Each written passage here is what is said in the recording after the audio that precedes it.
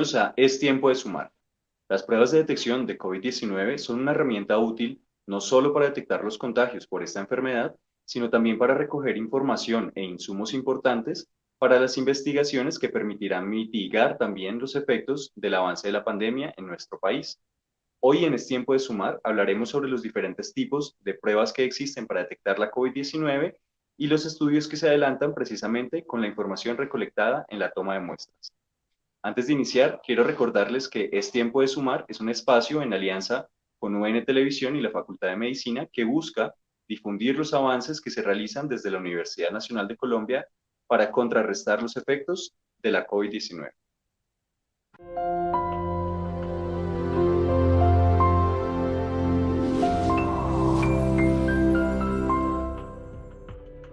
A partir de las muestras PCR de pacientes infectados con COVID-19, el laboratorio genómico One Health de la Universidad Nacional de Colombia, sede Medellín, ha realizado estudios para detectar la presencia de nuevas cepas en el país.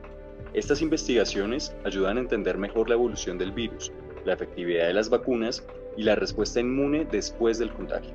Esta labor de One Health. Para hablar sobre las pruebas de detección de COVID-19, tenemos a tres invitados el día de hoy. Ellos son la profesora Marta Murcia, ella es coordinadora del laboratorio COVID de la Facultad de Medicina de la Universidad Nacional.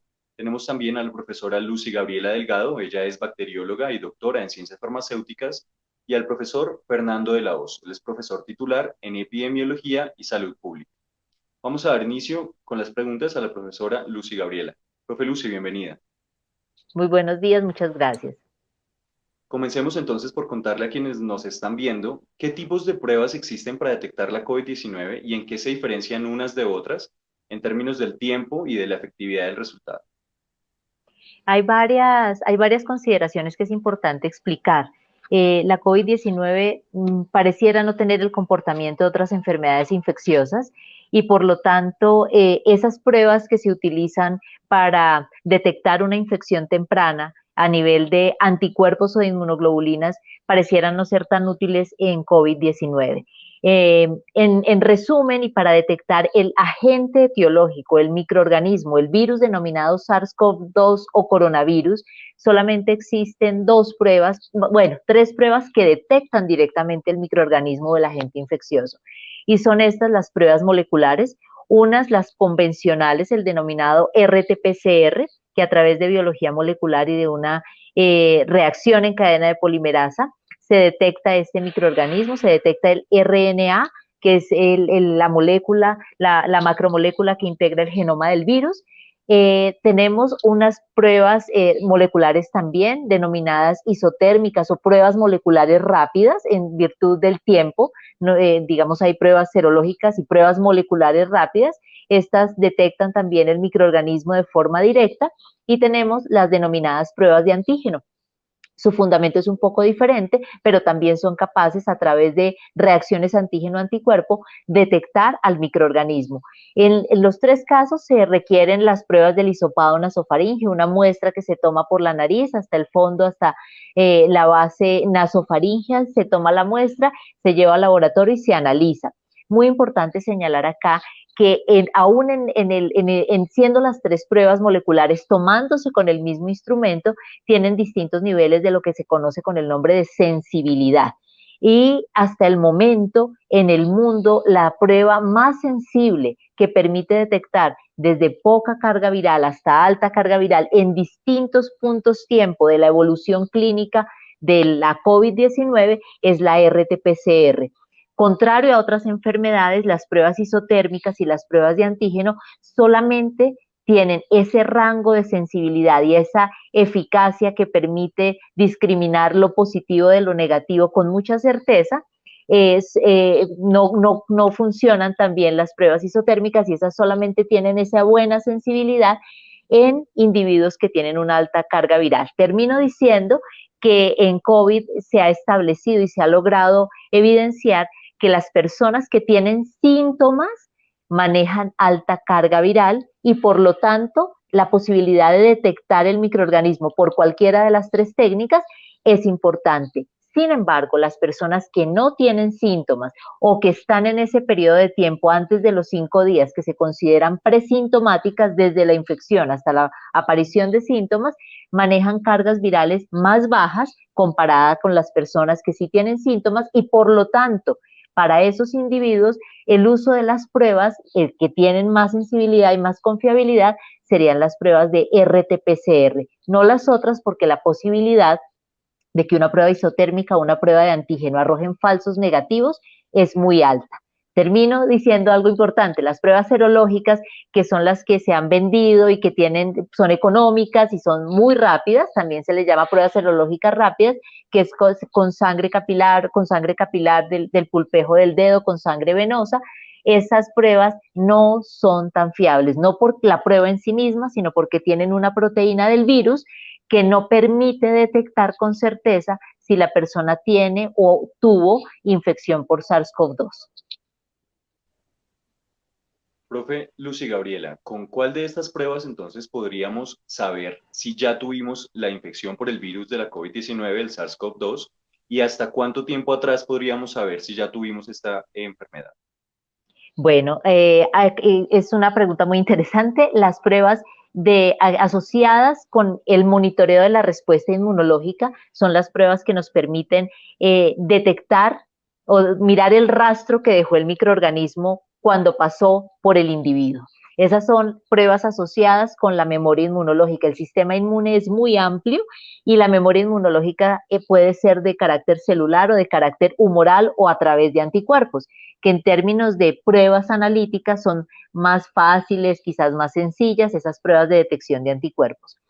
Las pruebas de detección de anticuerpos utilizan distintas técnicas también, la inmunocromatografía, la quimioluminiscencia, el ELISA, esas tienen también distintos niveles de sensibilidad, pero hemos visto y la evidencia científica soporta que la quimioluminiscencia y el ELISA, siempre y cuando tengan como antígeno la proteína de la espícula, son pruebas serológicas fiables para determinar o detectar esa memoria inmunológica representada en anticuerpos, principalmente inmunoglobulina G. Esa detección de esos anticuerpos se asocia con exposición previa y con una memoria frente al microorganismo. Hay distintas evidencias, algunas contradictorias, que señalan que los anticuerpos no son tan duraderos, lo cual no significa que el individuo no se proteja o que la protección frente a COVID no sea duradera. Es muy probable, y también hay evidencia, donde la respuesta inmune celular de memoria es la encargada de sostener esa respuesta para que en un posible nuevo encuentro con el microorganismo, el individuo previamente infectado tenga con qué responder, tenga cómo defenderse. Los anticuerpos son importantes detectarlos siempre y cuando use la prueba correcta con el antígeno correcto. Es por eso que las pruebas de inmunocromatografía o de cassette no permiten o no garantizan que la proteína de la espícula quede integralmente adherida allí, y lo que han hecho es, digamos, adherir otra proteína a ese cassette, que es la proteína de la nucleocápside, que no se ha visto asociada con protección, que no tiene un buen correlato con la cinética de la respuesta inmunológica en el tiempo frente a SARS-CoV-2, y por lo tanto no es que sea la prueba en sí misma, sino el tipo de proteína o de antígeno del virus que se está utilizando para monitorear esa memoria inmunológica. En resumen, el que se monitoree o se detecten anticuerpos frente a la proteína de la espícula por técnicas como la quimioluminiscencia y el ELISA nos puede dar cuenta de la cantidad de anticuerpos que un individuo desarrolló o por la infección o mejor aún por la vacunación, y poder detectar con estudios prospectivos qué tanto es la duración de esa inmunidad y el nivel de anticuerpos que se pueden generar. Como vimos en la información inicial, en el laboratorio One Health de la sede de Medellín se realizan estudios para detectar nuevas cepas de la COVID-19 en Colombia. Profe Gabriela, ¿en qué consisten estos estudios y cómo funciona para detectar esas nuevas cepas? Lo que le puedo decir es que en Colombia, y bajo el liderazgo del Instituto Nacional de Salud, se creó se retomó la vigilancia epidemiológica a través de estrategias genómicas, y se creó un grupo especial para COVID en todo el país, laboratorios, tanto de las universidades principalmente como de algunas secretarías de salud, en este caso la Secretaría Distrital de Salud, donde actualmente me encuentro dirigiendo el Laboratorio de Salud Pública.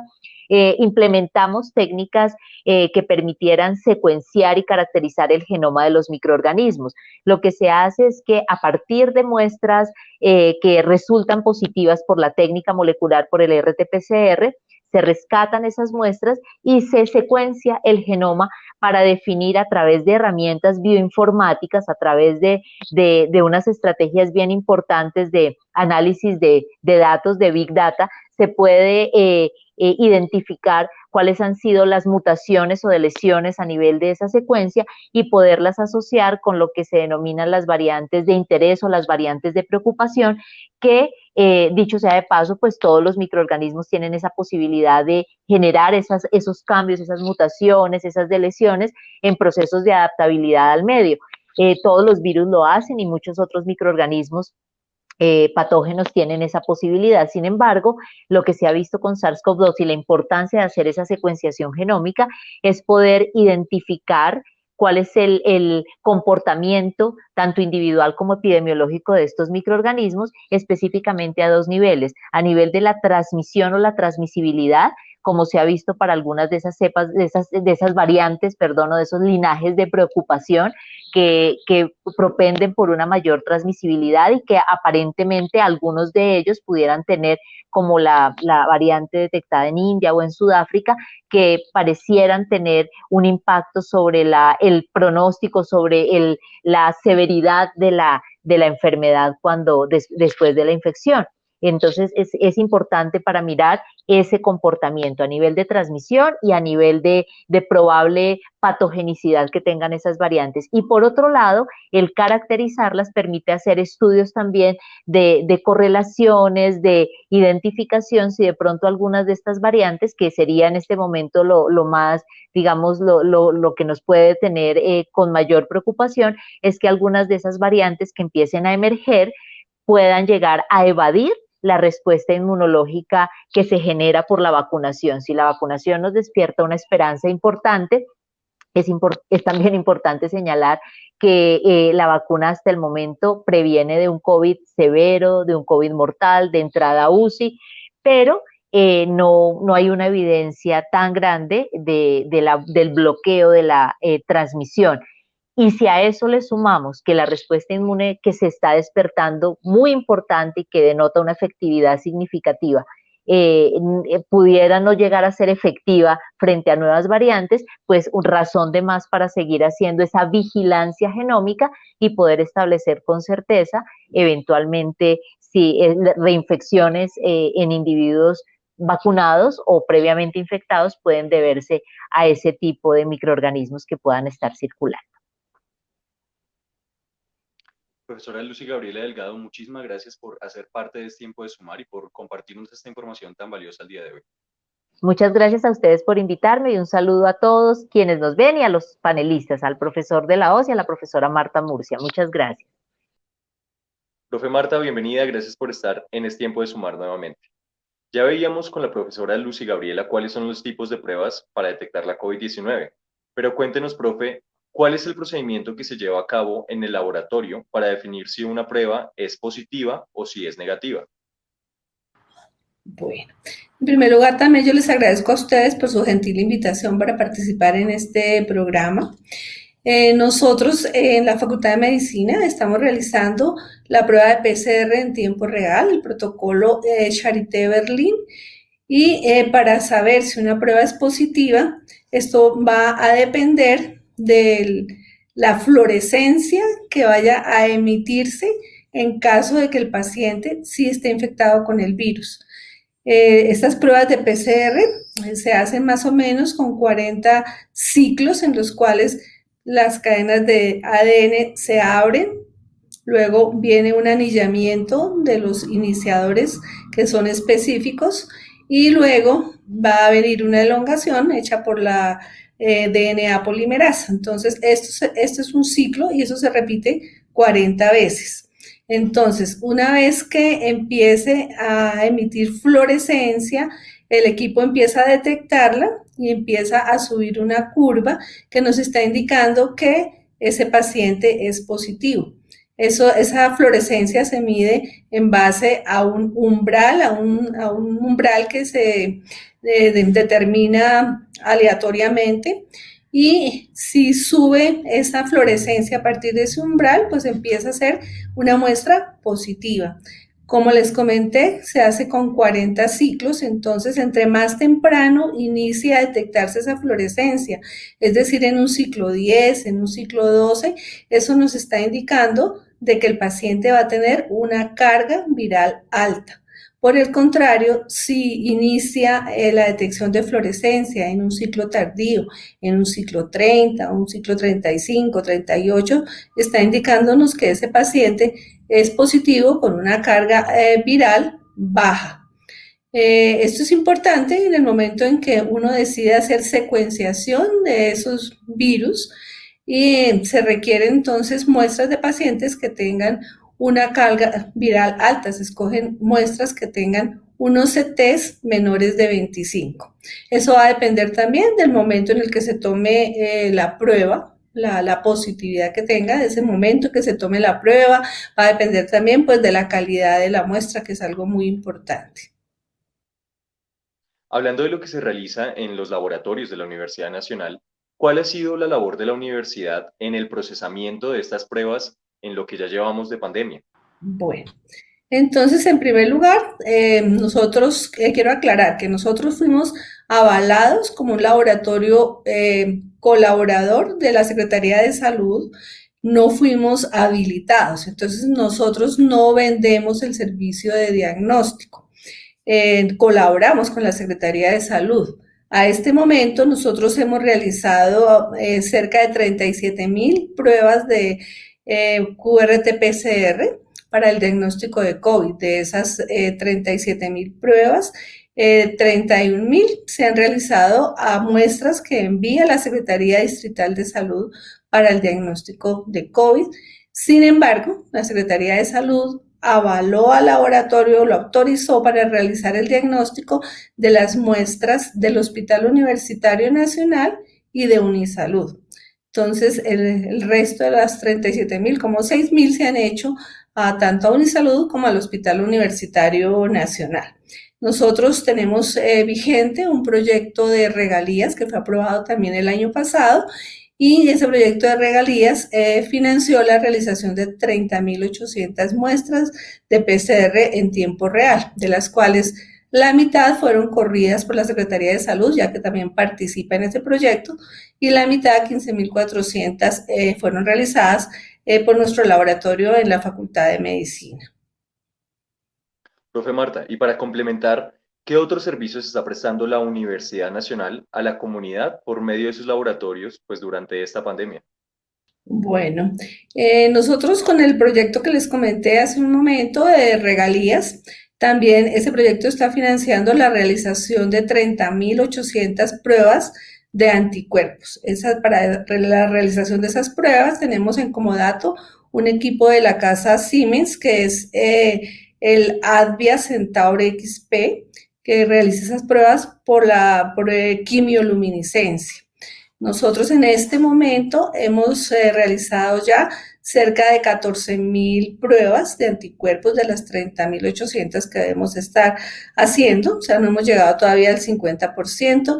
Yo quiero pues agradecer a todos los miembros de la comunidad universitaria que han aceptado participar en este proyecto y han ido a los diferentes puntos que tenemos para la toma de las muestras de sangre, y quiero invitar también a las personas que no han acudido aún para que participen en el proyecto y acudan a la toma de muestras que se está haciendo en el CASE, en Unisalud, a los afiliados de Unisalud y a sus beneficiarios, o al hospital universitario. Para los profesores que trabajan en el hospital universitario también están tomando las muestras, y en la hemeroteca las personas que van a vacunarse también se les está tomando la muestra de sangre. Entonces es una invitación cordial, porque pues requerimos tomar muestra a 15,400 miembros de la comunidad universitaria.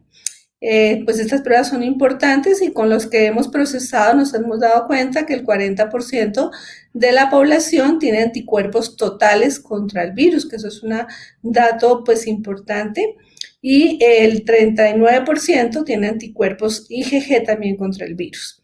Entonces, esos son datos que sirven muchísimo para la determinación de la apertura del campo en condiciones seguras, ¿no? La apertura del campus gradual que se piensa hacer el semestre entrante en condiciones seguras. Nosotros también, al comienzo de la pandemia, no se conseguía medio de transporte viral, entonces Unisalud nos solicitó la posibilidad de que también preparáramos el medio de transporte viral. El Instituto Nacional de Salud pues sacó una fórmula para preparar este medio. Nosotros como departamento de microbiología lo pudimos hacer y empezamos a preparar este medio. Ya se ha preparado en el departamento cerca de 130,000 viales de transporte viral para el hospital, para Unisalud, y también una de las subredes del distrito también le hemos preparado pues la mayor parte de este medio de transporte viral. También iniciamos la participación en la red de genómica nacional para secuenciar virus SARS-CoV-2 junto con el Instituto de Genética y el Instituto de Biotecnología. Entonces ya el Instituto de Genética recibió los reactivos para hacer esta secuenciación y el equipo Minion lo mismo se va a hacer por nanopor la secuenciación y vamos a participar también en esa red de genómica. Y gracias al proyecto también BSL3, la universidad al final de año, pues contará con un laboratorio de contención nivel P3, que es algo muy importante para el manejo de patógenos humanos peligrosos. Entonces yo creo que sí hemos aportado nosotros desde varios frentes, digamos, a la pandemia que tenemos desde el año pasado en nuestro país. Profesora Marta Murcia, muchísimas gracias por hacer parte nuevamente de Es Tiempo de Sumar. Nos vemos en una próxima oportunidad, profe. Muchísimas gracias a ustedes por la invitación. Vamos ahora a darle paso a nuestro tercer invitado, el profesor Fernando de la Hoz. Profe Fernando, bienvenido y gracias por estar en Es Tiempo de Sumar. Buenos días, Sergio. Muchas gracias por la invitación y buenos días a toda la audiencia. Bueno, profe, en la Universidad Nacional se están realizando también estudios de cero prevalencia. Contémosle a la gente qué son este tipo de estudios y cómo se realizan. Bueno, en la Facultad de Medicina de la Universidad Nacional hay la capacidad para realizar pruebas que detecten la presencia de anticuerpos en sangre contra COVID en las personas. La presencia de estos anticuerpos quiere decir que una persona ha estado en contacto con este virus y que ha desarrollado inmunidad, cierto grado de inmunidad contra el virus. Entonces es muy importante para al menos dos fines. Uno, para saber cuántas personas ya se han infectado. Esto es importante porque un porcentaje grande de personas que se infectan no desarrollan síntomas, es decir, ni siquiera se dan cuenta que pudieron haberse infectado. Y por el otro lado, también ayuda a saber si uno ya tiene inmunidad contra el virus, lo cual, digamos, quiere decir que uno ya no va a contribuir a la transmisión y si se infecta, probablemente no va a tener una enfermedad severa o no va a tener una enfermedad clínicamente relevante. Entonces, en la universidad se están haciendo estos estudios para identificar qué porcentaje de estudiantes, profesores, trabajadores ya se han infectado con el virus. Adicionalmente, la universidad está colaborando con algunos entes externos también prestando esta capacidad técnica para conocer resolver esas mismas preguntas en otras poblaciones, como trabajadores de salud. Profesor Fernando, se ha relacionado el término de cero prevalencia con el término de inmunidad de rebaño. ¿Cómo se relacionan estos estudios de cero prevalencia con la inmunidad de rebaño? Bueno, los estudios de cero prevalencia, como mencionaba anteriormente, detectan quiénes tienen anticuerpos contra el virus. Y hasta ahora el conocimiento que tenemos nos indica que aquellas personas que han estado en contacto con el virus, que han desarrollado anticuerpos y que han sobrevivido, es decir, que no han tenido complicaciones clínicas o que ya salieron del hospital, ¿sí? Tienen una protección mediada por esos anticuerpos, proveída por esos anticuerpos y otras células del sistema inmune que dura un tiempo. Todavía no sé cuánto tiempo es. La presencia de anticuerpos en sí mismo puede durar de pronto 9 meses, 1 año, 2 años, pero el perder los anticuerpos no implica perder la inmunidad. En estos días hay un estudio reciente que muestra que las células que tienen memoria contra el COVID-19 probablemente pueden durar muchos años.